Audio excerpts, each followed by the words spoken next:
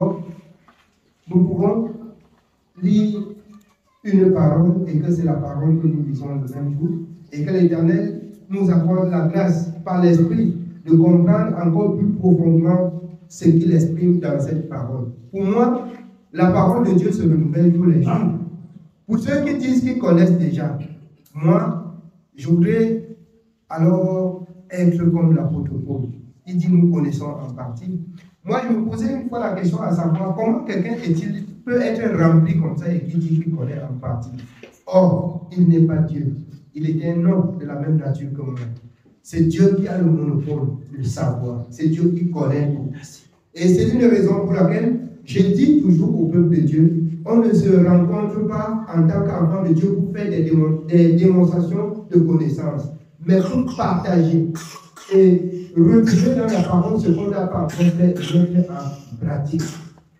Voilà pourquoi il est doux et agréable pour faire être ensemble. C'est afin que l'Éternel déverse des bénédictions. Qu'est-ce que vous pensez des bénédictions de l'Éternel qui déverse? Les gens qui ont beaucoup attendu dans leur vie, c'est-à-dire le travail, le mariage, les ceci, les grosses maisons, les belles voitures, c'est ce qu'ils entendent parler de la bénédiction de l'Éternel. La bénédiction de l'Éternel, c'est qu'il donne à son peuple de le comprendre conformément à sa parole. Si on n'a pas compris Dieu, on est privé des bénédictions de l'Éternel. Mais quand on a compris Dieu, bien aimé, la bénédiction ne se détachera jamais de toi.